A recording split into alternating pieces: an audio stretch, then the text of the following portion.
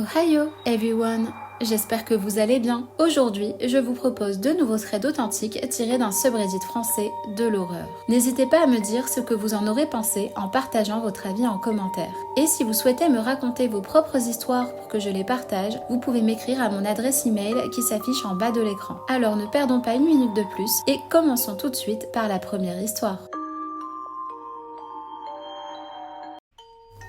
Première histoire. Des pèlerins chez mes grands-parents. Je suis nouveau ici et je suis là pour parler d'une histoire vécue par mes grands-parents qui aurait pu prendre une tournure des plus sinistres. Il y a une vingtaine d'années, quelques jours avant Noël, ma grand-mère tomba nez à nez avec ce qui semble être un couple de pèlerins. Ma grand-mère, super gentille, leur demanda si elle pouvait les transporter quelque part et les pèlerins lui répondirent qu'ils voulaient aller chez une personne que je vais nommer Charline. Une fois arrivés chez cette Charline, les deux pèlerins toquèrent à la porte sans n'avoir aucune réponse. Charline n'était donc pas là. Ma grand-mère, qui je le rappelle est très gentille, leur dit qu'elle n'allait pas les laisser seuls dans la nuit, alors qu'il faisait froid, et elle décida de les accueillir chez elle. À cette époque, mon grand-père, mon père, ma tante et mon oncle vivaient également dans cette maison. Ma grand-mère leur prêta la chambre d'amis située au 3e étage de la maison. À côté de cette chambre, il y avait une autre pièce, qui était la chambre de mon père. Mes grands-parents leur achetèrent beaucoup de nourriture, mais surtout de la bière, à leur demande. Ma grand-mère trouvait ces gens très mal polis, car depuis leur rencontre, elle n'a pas reçu un merci de leur part. Le soir, ma grand-mère prépara à manger, mais les pèlerins ne mangèrent pas et partirent se coucher encore une fois, sans un merci.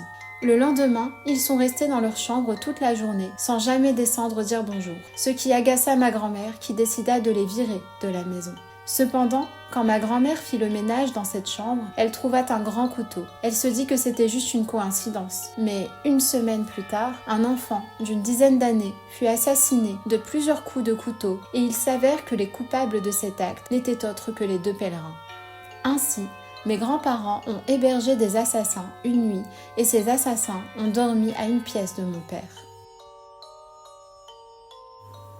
Deuxième histoire. Une impression de déjà-vu.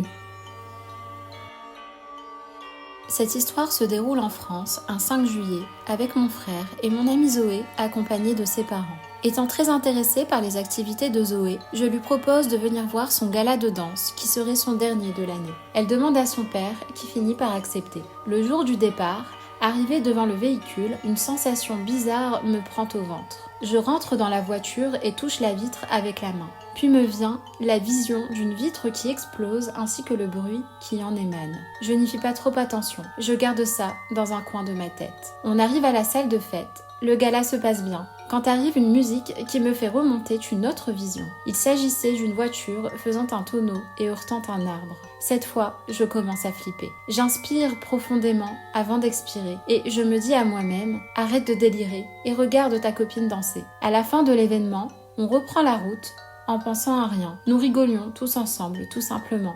Quand soudain survient un énorme bruit, celui d'une vitre en éclats.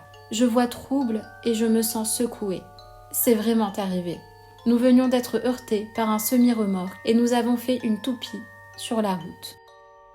Heureusement, il n'y eut aucun mort.